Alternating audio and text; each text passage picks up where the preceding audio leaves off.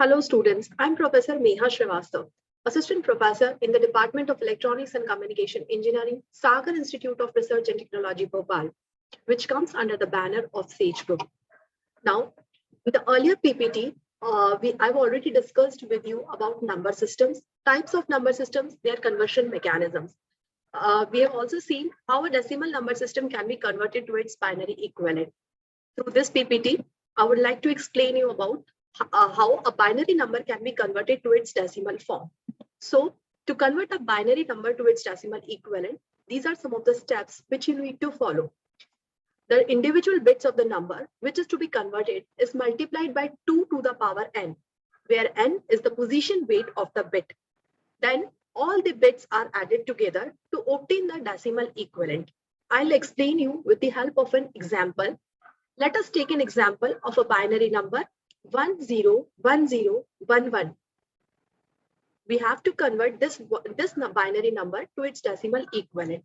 So we'll read the position weights. We'll read the position weights from right to left. First position is considered as 0, then 1, then 2, then 3, then 4, 5. So your position weight exists from 0 to 5. Since it is a binary number, so you will take base as 2. So reading the number from at fifth position, the coefficient is 1. So 1 into 2 to the power 5. Then at fourth position, the coefficient is 0. So 0 into 2 to the power 4. Then at third position, it is 1. So 1 into 2 to the power 3. Then here it is 0. So 0 into 2 to the power 2. 1 into 2 to the power 1. And 1 into 2 to the power 0. Now, after solving this expression, you will get 32 plus 0 plus 8 plus 0 plus 2 plus 1. On adding, you will get the result as 43 to the base 10, which is required decimal equivalent of the binary number 101011. Now next, we'll see how a decimal number can be converted to its octal form. To convert a decimal number to its octal form, these are the steps which you have to follow. The number which is to be converted is repeatedly divided by 8. Then you will write down the remainder after each division until 0 is obtained. This is actually the similar process when we have converted decimal to its binary form. Since there we are converting decimal number to its binary form, and in case of binary, the base is 2. So at that time, we have divided the particular decimal number by 2. Now here, our requirement is you have to convert this decimal number to its octal form. And in case of octal number system, the base is 8. So you will divide the number repeatedly by 8. Now I'll explain you with the help of an example. We'll take an example of a decimal number 7421. You will divide this number repeatedly by 8 until 0 is obtained. So on dividing 7421 by 8, you will get quotient as 927 and remainder as 5. So remainder will be written here and quotient is here. Now again dividing this 9287 by 8, you will get the quotient as 115 and remainder as 7. So remainder 7 will be written here. Again, this 115 will divide it by 8. So you'll get 14 and remainder 3. Then this 14 is again divided by 8. So you will get the remainder as 6. Now this 1 is not at all divisible by 8. So you'll put a 0 here and the remainder 1 will remain here. So according to the rule, you have to read the result from bottom to top. So the required octal equivalent of a decimal number is 16375. You will read the result from bottom to top. So your result will be 16375 to the base 8. Next is how a fractional decimal number can be converted to its octal equivalent. So the step will be, if you want to convert a fractional decimal number into its octal equivalent, you have to multiply the number repeatedly by 8 until the product vanishes or repeats, or up to 5 or 6 decimal places you can multiply. The integral part of the product is the required binary equivalent.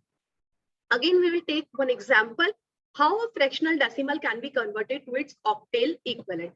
So we'll take this example 3287.51 00098 to the base 10. This is a number, this is a decimal number which consists of an integral part as well as fractional part. Now, to convert an integral decimal number to its octal equivalent, you will multiply, you will divide this 3287 repeatedly by 8. Just we have seen in the previous example. So you will divide this number repeatedly by 8. Then you will get the result. You will get the required octal equivalent.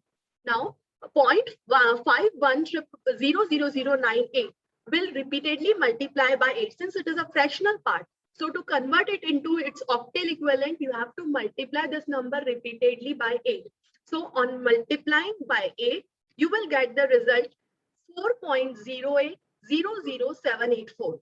So 4 is your integral part. You will write 4 here, and the fractional part will again multiplied by 8. So this fractional part, when this fractional part is multiplied by 8, so you will get the result 0.6406272. Here, this 0 is an integral part, so you'll write 0 here, and the fractional part will again multiplied by 8. On multiplying this fractional part by 8, you will get this result. So integral part 5 will written here, will be written here, and this fractional part will again multiplied by 8. So on result, you will get 1.0001408. So integral part 1 will written here. Now you can stop your multiplication over here, since because after decimal you are getting 3 zeros.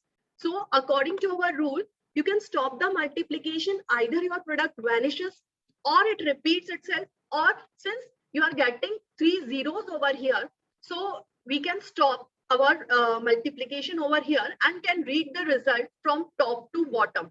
So the required octal equivalent of the binary of the decimal number 3287.510098 to the base 10 is 6327. This 6327 you have obtained by dividing repeatedly this integral part by 8.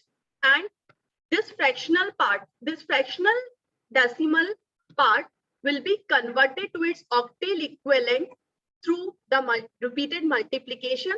So you will read the result from top to bottom 0.4051. So your total result will be 6327.4051. Now next conversions we'll see in next PPTs.